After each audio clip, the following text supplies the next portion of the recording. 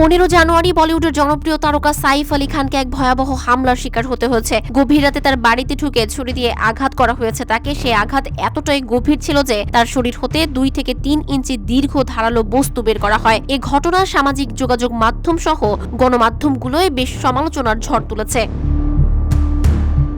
নানা নাটকীয়তার মধ্যে এই হামলার ঘটনায় মুম্বাই পুলিশ এক ব্যক্তিকে আটক করেছে। রোববার মুম্বাই পুলিশের জোন 9-এর ডিসিপি দীক্ষিত গেদাম এক সংবাদ সম্মেলনে জানান, আটককৃত ব্যক্তি বাংলাদেশি নাগরিক। তার নাম মোহাম্মদ শরীফুল ইসলাম শাহজাদ। তিনি আরো বলেন, শাহজাদ সাইফ আলী খানের বাড়িতে চুরি করার উদ্দেশ্যে গিয়েছিলেন। তার কাছে ভারতের কোনো নথিপত্র নেই। জব্দ করা নথি থেকে বোঝা যায় যে তিনি একজন বাংলাদেশি নাগরিক এবং অবৈধভাবে ভারতে প্রবেশ করেছেন। ধারণা করা হচ্ছে তিনি 5-6 মাস আগে ভারতে আসেন।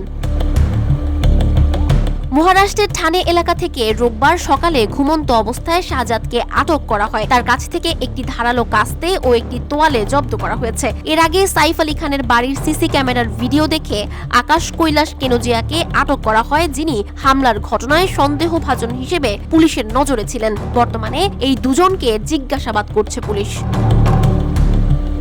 তবে আসলেই কি তিনি বাংলাদেশি? যদি হয়েও থাকেন তবে তিনি হামলার সাথে জড়িত কিনা তা এখন কেবল ধোঁয়াশাই সৃষ্টি করছে। শেখ হাসিনার পতনের পর থেকে ভারত নানাভাবে গুজব রটিয়ে এসেছে বাংলাদেশ নিয়ে। তাই হতেই পারে সেই ধারাবাহিকতায় এটি বাংলাদেশে অস্থিরতা সৃষ্টির জন্য ভারতের নতুন কৌশল। উল্লেখ্য, 15 জানুয়ারি রাতের ঘটনার পর থেকে সাইফ আলী খান চিকিৎসাধীন রয়েছেন। বর্তমানে শঙ্কামুক্ত হলেও আরও কিছুদিন মুম্বাইয়ের লীলাবতী হাসপাতালে চিকিৎসা নেবেন সাইফ।